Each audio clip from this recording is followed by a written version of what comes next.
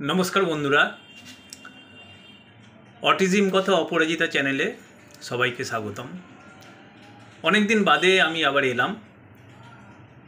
তো আজকে আমি যে টপিকসটা নিয়ে আলোচনা করব সেটা হচ্ছে সেলফ কনফিডেন্ট, অর্থাৎ আত্মবিশ্বাস।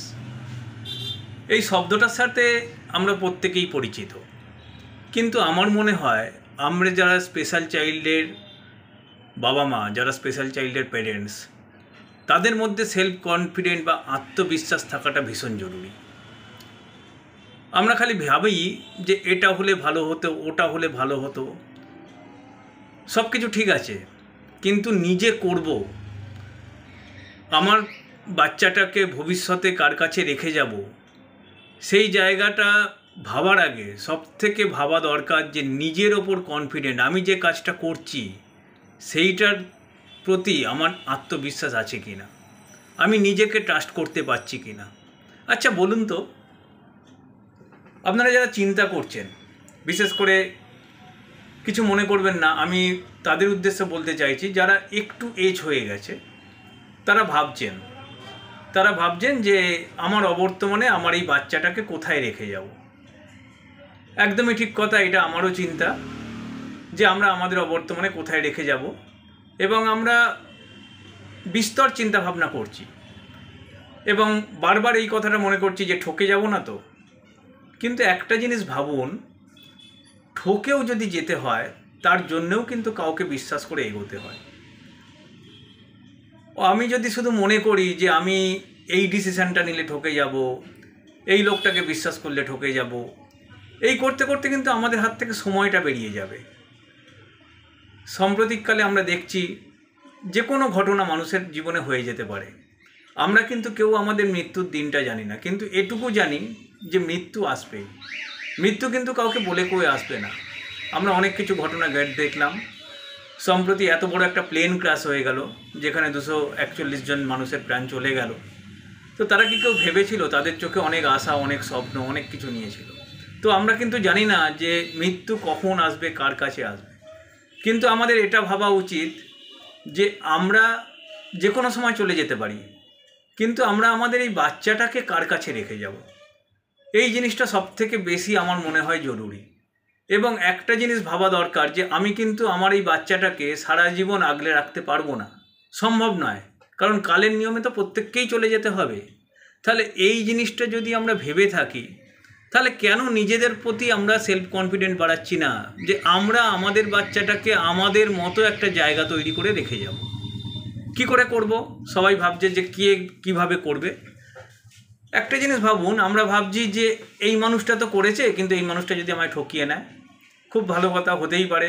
একটা কাজ করার আগে 5 বার চিন্তা ভাবনা করাটা ভীষণ দরকার। কিন্তু এটা দরকার যে এই মানুষটা, যে মানুষটা করেছে বা যে মানুষটা এই কাজটা করছে, সে একটা চিন্তা ভাবনা নিয়ে করছে।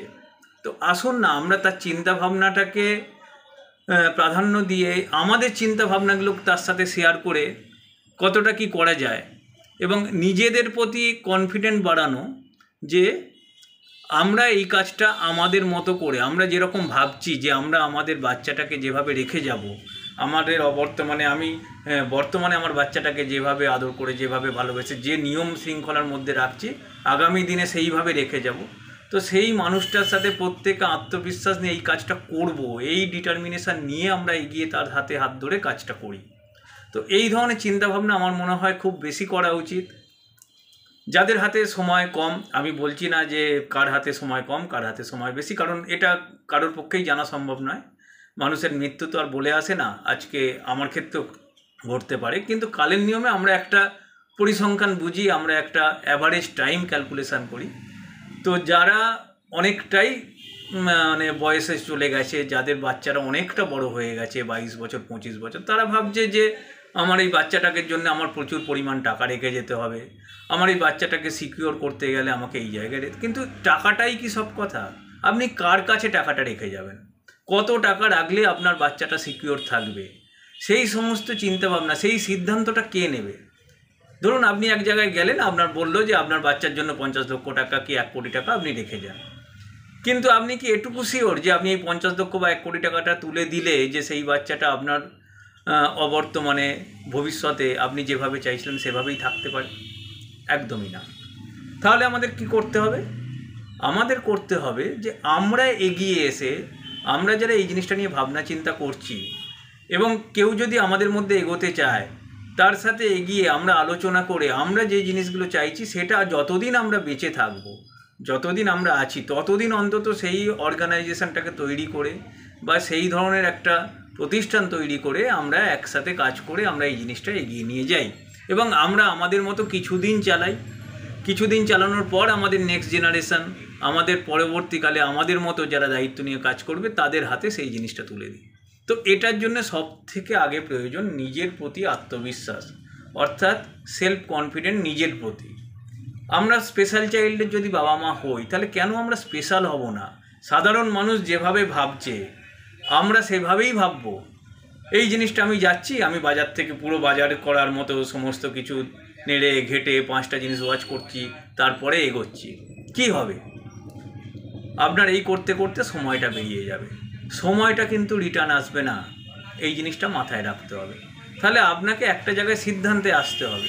অবশ্যই আপনারা দেখে বুঝে সব কিছু জেনে বুঝে নেবেন, কিন্তু সেই জিনিসটা করতে গেলে নিজেকে স্বতঃস্ফূর্তভাবে এগিয়ে আসতে হবে, নিজের প্রতি কনফিডেন্ট বাড়াতে হবে, নিজের প্রতি আত্মবিশ্বাস বাড়াতে হবে, নিজে ভাবতে হবে হ্যাঁ আমি আমার বাচ্চার জন্য এই জিনিসটা করে যাব। আমি যদি না পাই আমি তাহলে একটা গ্রুপ চেক করার চেষ্টা করব। আর এটা কারোর পক্ষে একা করা সম্ভব নয়। অর্থাৎ আজ থেকে আমার মনে হয় টাকা পয়সা জমানোর আগে, আমার বাচ্চাকে কোথায় দেব, কিভাবে রাখবো, এই সমস্ত চিন্তা করার আগে নিজেরা কিছু করুন। নিজেরা করুন, আমি এই অর্থে বলছি নিজেরা করুন, সবাই পারলেই নিজেরা করতে পারবে না। নিজেরা তাদের সাথে যোগাযোগ করুন যারা এই কাজটা করতে চাইছে এবং জেনুইনই করতে চাইছে। ভালো করে তাদের নিয়ে চিন্তা ভাবনা করুন, তাদের সাথে এগিয়ে আসুন, তাদের ব্যাপারে খোঁজ খবর নিন এবং তারা কী অপরচুনিটি, কী অপশান দিচ্ছে এবং আপনি তাদের সাথে কিভাবে অ্যাড অন হতে পারেন, কিভাবে অ্যাড অন হলে আপনি জিনিসটাকে আরও আপনার মতো করে এগিয়ে নিয়ে যেতে পারেন, তো সেই ধরনের চিন্তা ভাবনা করে তাদের সাথে এগিয়ে আসুন। তো আজকে আমার এটাই বক্তব্য ছিল, টাকা পয়সা রাখতে হবে, কিভাবে টাকা পয়সা জোগাড় করব, শুধুমাত্র এই চিন্তা ভাবনা না করে আপনি নিজে কি করবেন, আপনি বাচ্চাটার জন্য নিজেটা কতটা কন্ট্রিবিউট করবেন, নিজে কতটা স্বতঃস্ফূর্তভাবে এগিয়ে যাবেন, এই কনফিডেন্টটা নিজের মধ্যে আগে বিল্ড আপ করুন। দেখুন এটা যদি করে ফেলতে পারেন তাহলে আমার মনে হয় খুব ইজি ওয়েতে ব্যাপারটা হয়ে যায় এবং আমরা সকলের চেষ্টাতে আমরা একটা ভালো জিনিস তৈরি করতে পারি।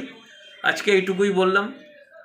আপনাদের মূল্যবান মতামত আমাকে জানাবেন। আমার নিচে দেওয়া হোয়াটসঅ্যাপ নাম্বার রইল, হোয়াটসঅ্যাপ নাম্বারে আপনারা যে কোনো সময় হোয়াটসঅ্যাপ করতে পারেন বা আমাকে সরাসরি কল করতে পারেন এবং আগামী দিনে আপনাদের জন্য আমি আমার নিজের জন্য, আমার পরিবারের জন্য, আমার বাচ্চার জন্য যে স্বপ্ন বা যে উদ্দেশ্য নিয়ে একটা বড় জিনিস করতে চাইছি, অপরাজিতা আবাসন, আপনারা হয়তো নাম শুনেছেন, এর আগেও অনেক স্পিচে আমি বলেছি। তো একদিন আসুন, আপনারা নিজেরা দেখুন, আপনারা নিজেরা ভাবনা চিন্তা করুন, করে নিজের প্রতি সেলফ কনফিডেন্ট বাড়িয়ে এগিয়ে আসুন। আজকে এটুকু বলেই শেষ করলাম। নমস্কার।